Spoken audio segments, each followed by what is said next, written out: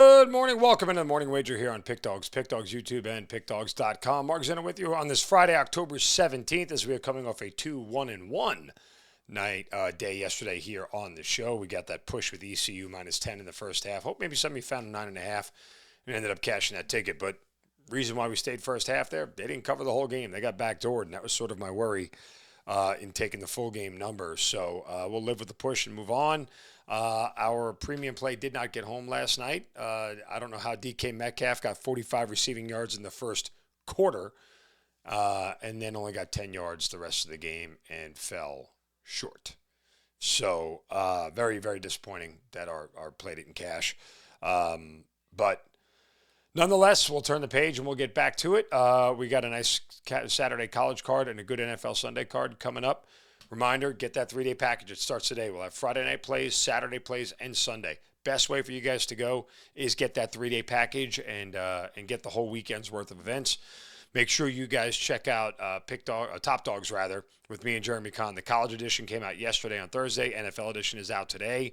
Go check those out right there on the Pick Dawgz YouTube page. We give you guys 5 different games, a best bet, actionable information, stuff you can really work with. So make sure you go check out Top Dawgz with me and Jeremy Kahn every Thursday and every Friday for college and the NFL. Let's get to the 4 plays. Going to give you a full college card this weekend as we look towards a big college card overall, but let's get you 4 plays here. Let's start with Vanderbilt money line as they are hosting LSU. Look, I know Vanderbilt's only been favored like once in 177 other games against the SEC or whatever it is. I forget the entire number of. I'll look it up here in a second and get it to you. But the point is that, like, it's really hard to look at that and go, this is a true measure of what this current team is. I understand the history for Vanderbilt is not good, but you kind of have to just look at the present. I mean, the fact that they weren't a favorite 10 years ago means nothing today. It really doesn't. And so you just kind of have to look at this objectively and go, what is the reason why Vanderbilt is favored over a top 10 team? Well, because they're good enough to beat them, particularly at home. And that's one where I just look at this and I'm going to sit here and say, Vanderbilt's the right side.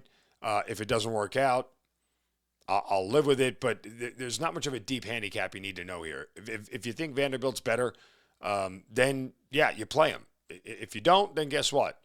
You want to be on LSU here. So I don't know. I just, again, it's really interesting to see them favored. Yeah, it's the 177th game Vanderbilt's played against a ranked opponent. I think they've only been favored once in the other 176 games. So whatever it is, or somebody said never happened before, or it's only happened once before. Regardless, we understand the spot. 5th ranked matchup Vanderbilt will play since 1978.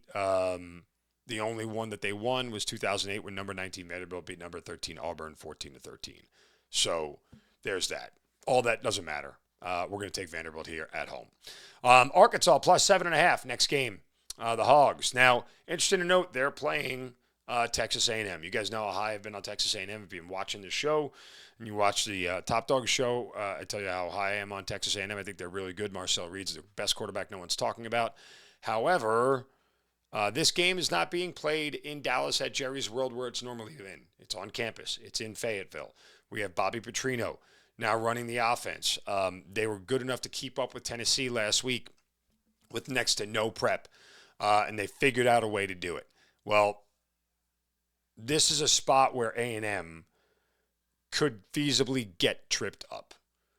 That's kind of the way I look at it. Like, if A&M is going to get tripped up here, it feels like this is a spot. I'm not saying A&M is going to lose, but you have a road game. A&M does have LSU, one of their rivals, on deck. Arkansas has lost 4 in a row here. They absolutely need a win. And A&M is kind of, maybe a little bit overrated. I don't think there are. I'm very high on them, but, next week's game really is the one game that stands between them and a possible undefeated season, right? I don't really respect Missouri. I know they have a road game against them, but I think they get a bye before that road game after Arkansas. And then they got a road game at Texas at the end of the year. So we'll see where that goes. But regardless, this is a spot here where it feels look ahead, and Arkansas will do enough to scare the hell out of A&M and give them a little bit of a freaky feeling here. So we're going to take the Hogs plus 7.5. Next, we'll go out west. Utah minus 3.5 in the Holy War. Talked about this game on Top Dogs College Edition. BYU. Look, let's look at this objectively. I almost never would bet against BYU at night, at home, in Provo, where they almost never lose. Their night record at home is, I think they're like 21-2, straight up, and I think it's like 19-4 ATS at night. And this is a spot here where normally I would look to play on BYU, but they're getting an in-state rival. They're getting the Holy War. Utah has revenge on deck, or revenge in front of them from last year. I get a better quarterback with Utah. I get a better defense with Utah, and I get a better coach with Utah.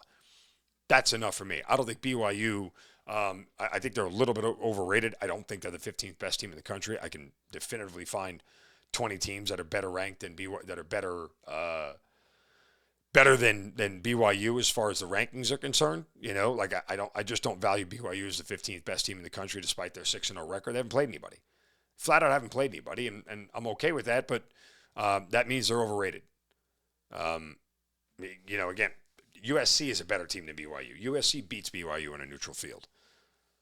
So the fact that Utah's 23rd, the numbers are backwards. I might flip them, and that would be better. But I don't like laying points on the road, particularly in conference play. But for me, it's a spot to do it here. We'll take Utah minus 3.5. And then finally, late night DGen action here with Stanford plus 18 over Boston College. Over Florida State, rather. I don't think Florida State loses this game. I don't think Stanford wins it, but that's too big of a number for a team flying all the way from Florida out to Stanford. I think it's their first trip out there ever. I'm checking this out right now. Hold on. Football series. Sorry while I'm doing this with you guys while we're recording.